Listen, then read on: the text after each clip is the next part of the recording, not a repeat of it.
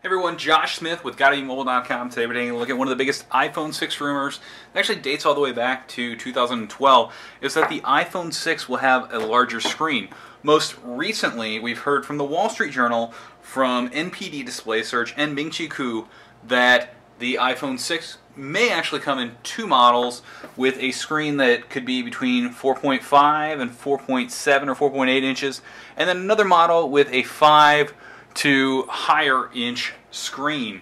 So what we wanted to do is show you what iOS 7 looks like on a variety of different devices so you can kind of get an idea of what this might look like. Now granted, this isn't going to be a complete representation of what a larger screen iPhone would look like because Apple could change the resolution of the screen. Hopefully they do. The 1136 by 640 is pretty small compared to the 1080p displays that we see in several of these devices. We have 720p displays over here, and we could see them add more room for apps on the dock or another row or column or something like that. They added this extra row when they upgraded the screen size a ½ inch for the iPhone 5 from the iPhone 4S. So we're going to take a closer look at how these screen sizes compare on each device. So first off, one of the rumors from the Wall Street Journal is that the iPhone 6 will have a 4.5 inch display. That's a ½ inch increase. Wall Street Journal doesn't go into specifics about resolution, but so here we have the Moto G. It's a affordable smartphone available off contract for below $200. And we have the iPhone 5S with a 4-inch screen. And so even though we add a ½ inch of screen size, we don't actually end up with a phone that is significantly larger than the iPhone 5. I would say that the difference is minuscule, but with a ½ inch larger screen, there is more room to read, surf the web, view movies, etc. Even a ½ inch jump, I think, would be something that's of interest to a lot of iPhone owners who are looking to upgrade, or Android users who are looking to switch to an iPhone.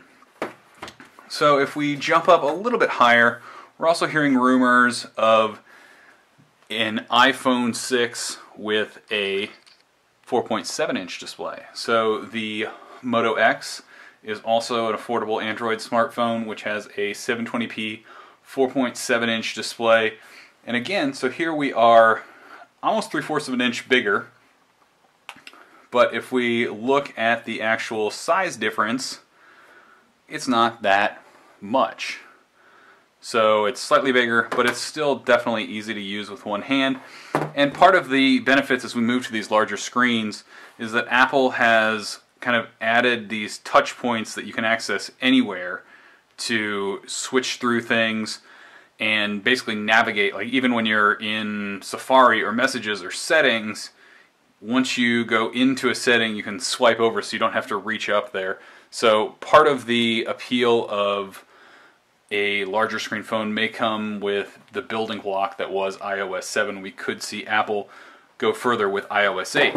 Now that's just one way a 4.7 inch screen looks. With the HTC One, we have a higher resolution 4.7 inch display.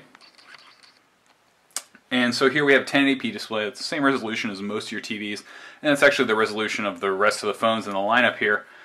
And so we still remain pretty easy to access with one hand. One-handed use is really big to Apple.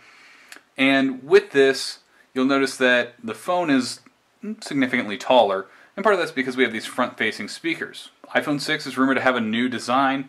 A lot of people have used this, really like these boom sound speakers. It drives the sound right at you instead of out the bottom or to the side or away from you.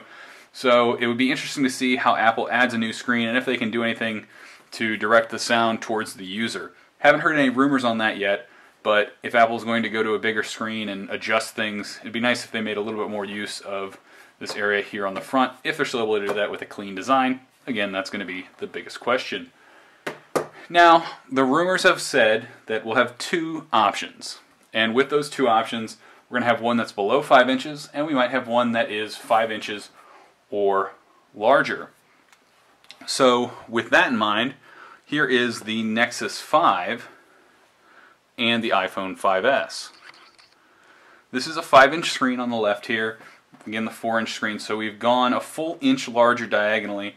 And with that, here's where we start to drift into that larger phone size. Like, okay, yeah, this is definitely a change. And that might be why Apple is reportedly planning on 2 different smartphones. One that is a little bit more close to this, and one that is a deviation that goes larger.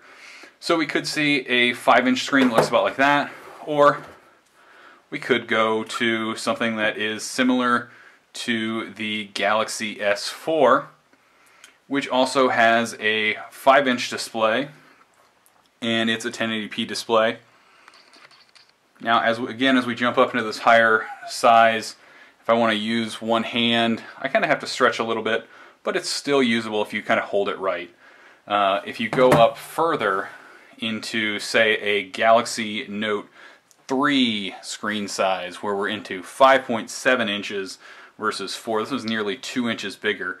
The largest rumors that we've heard are 5.5 inches or 5.7 inches. Seems like Apple's still experimenting with that one. The rumors that have addressed it have basically said that Apple is closer to being done with the smaller screen version, but this 5-inch and above one, they're still trying to nail down the specifics. So with this, you immediately jump to something where it is definitely more of a challenge to use with one hand. If you're going to use this phone, you're going to use it almost a little bit more like an iPad. Samsung includes software that will actually shrink the entire display and move it to inside. If Apple goes to a larger phone, as important as one-handed operation is, I don't really see them using this kludgy solution of shrinking the actual screen size and ending up with black borders along the edges. Doesn't seem like a very Apple-esque thing to do. Both of these phones from Samsung allow users to run 2 apps on the same screen at once. That's something Apple doesn't allow on the iPad, so it'd be interesting to see if they consider that with iOS 8 as they go to a larger screen throughout the ecosystem. Now, no matter what Apple does, what's interesting here is in June we will hopefully see iOS 8, and it'll be shown off to developers, and Apple will likely make a big deal about it. So it'll be interesting to see what advancements come and if they foretell larger screen sizes or larger resolutions or anything about how Apple might deliver an iPhone 6 with a bigger screen. As of now, this is all rumor and conjecture and notes from analysts who have ties into Apple's supply chain in Asia and other countries. So we can't say that the iPhone 6 for certain will have a larger screen, but what we do want to do is show you on this variety of devices just what this could actually look like. So you can head over to GottaBeMobile.com. We'll bring you iPhone 6 news, opinions, and we'll also share how this matches up to competing devices like the upcoming Galaxy S5 and a new Galaxy Note 4, the new HTC One, and other devices. Thanks for watching. Hit that like button if you like this. Leave us a comment and let us know what else you would like to know about the iPhone 6 and the rest of the devices in this video.